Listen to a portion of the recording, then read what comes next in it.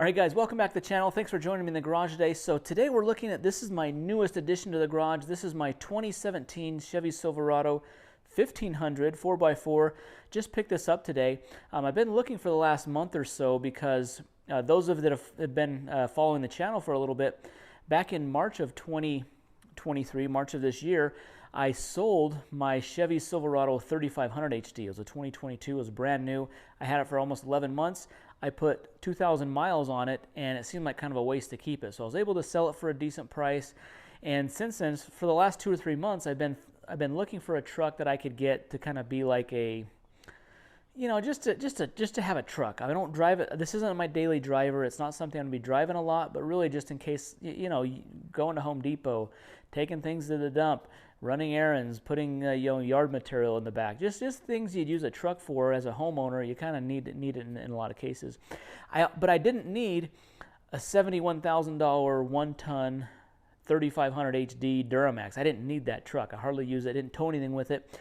So this is maybe a more appropriate truck for my needs right now because I don't really tow a lot.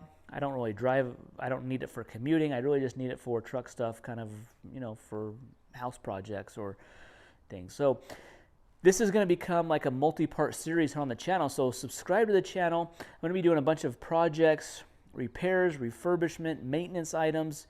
This thing needs a little bit of work, needs some TLC, and so I want to go through just kind of what this thing needs and kind of give you a tour. Okay, so just kind of starting here, one thing I noticed, I'll point out all the things that I do know. I've only owned it just for a day, so there's only a couple things that I know of. Rear blinker light's not working. It might just be a bulb. Hopefully we'll just get that changed out. Tires probably need to be replaced. They're a little thin on tread. We're going to get upgraded wheels and tires for this, so that's not a huge issue. Dent here, kind of protrusion there, and then this is kind of a dent, kind of an unsightly dent in the bed. It's going to need to get worked out. So we'll see if that can be like a paintless dent repair, or it's going to need more major stuff. So that's one of the big major cosmetic flaws to this. Otherwise the paint's in decent shape. This thing's just filthy. The dealership didn't do anything to really like clean this up. They really just sold it, like I said, as is. Around the front here, you can tell this has a lot of miles on it because you can see how cloudy these headlights are, really from just all the rock chips. Front grille has a little bit of peeling on the chrome here. Under the hood, just a dirty 5.3 V8. What we have under here. This is the Ecotec V8. Fairly reliable. You know, this isn't the highest mileage Ecotec V8 out there. There's some that are over 300,000 miles. So it just needs all the fluids changed out. You know, all the fluids, all the filters, belts, hoses. We're gonna do all that. Spark plugs.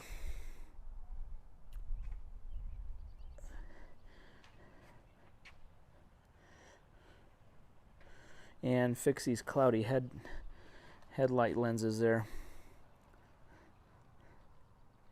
The antenna broken off. It's kind of strange. There's a crack. You see the crack in the windshield? It kind of goes up to the top down here like this. So crack in the windshield, that's going to need to be replaced. That's about it for the outside. The bed has a bed liner. This is the 6.5 foot bed. I'm really surprised at how small this truck feels compared to that big 3500 HD I had, which was a 2022. In 2019 they changed the body style of these. So this model year is from 2014 to 2018. In 19 they changed the body style on the 1500. So this just kind of had a 4-year window. I've actually owned 2 of these in the past, 14 and a brand new 17. I bought both those new. So I haven't had like a high mileage one of this year, and they're starting to pop up some deals on these. I mean, as these get up in age, there's some opportunity to pick these up at a decent price. Spray and bed liner it has. It looks like the bed wasn't used a ton, so the bed liner's in decent shape.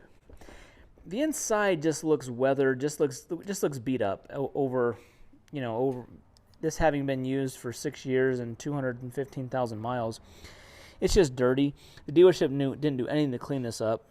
You can see how just dirty and filthy and grimy the panels are. Buttons just have stuff in them. Just wasn't clean. This was, a work truck, just wasn't cleaned and detailed and maintained. You can just see the dust. And one thing that's kind of the steering wheel's leather has been peeling. There's some kind of sticky stuff all over the buttons here. I don't know if it's this rubber that's been peeling or something there. And then we have issue here with this peeling. We have the window sticker. Let me show you what the window sticker looks like. So you can see here, 2017 Silverado 1500 all-wheel drive or four-wheel drive, 5.3 V8 6-speed transmission. The options here are All-Star Edition, 18-inch wheels, brake control, trailer brake controller, heated seats, LED cargo box. MSRP was $47,865. I picked this up for $15,000, guys, so I thought it was a pretty good deal. One issue that I'm having is there's no check engine lights or anything on the dash here. One issue I'm having here is the temperature is not showing up in these little dials. It does show up if I turn the dial. It does show up there, so I don't know what's going on there. But the AC is not blowing cold, so I need to get the AC service just to see what's going on there. That's one issue. And then just a lot of other maintenance stuff. A couple cosmetic things. Maybe some seat covers for the seats. They're just looking kind of old and weathered. I've already got one of these replacement leather pad here we're going to replace. We're going to replace the steering wheel, get a new steering wheel there. And then we just got to detail this thing. So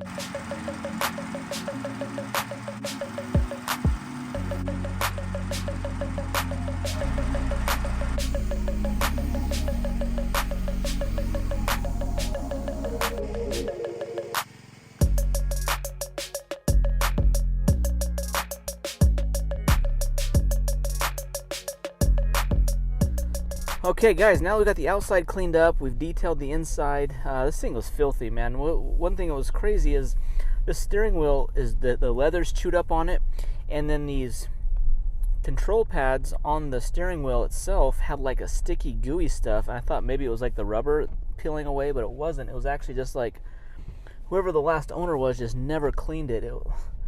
Like they were eating food. I don't know. It's just disgusting, man. So a lot of that just kind of not really taken care of, really not cleaned very well. But overall, I want to give just kind of some driving impressions. This thing actually drives pretty good. I can tell the suspension is worn a little bit. You know, just like an older truck that's got 200,000 miles on it. I mean, it feels like the suspension is not that solid. It feels like it's a little squishy. The struts, shocks probably are worn out. Some bushings, suspension stuff. It doesn't track. It's not tracking very straight.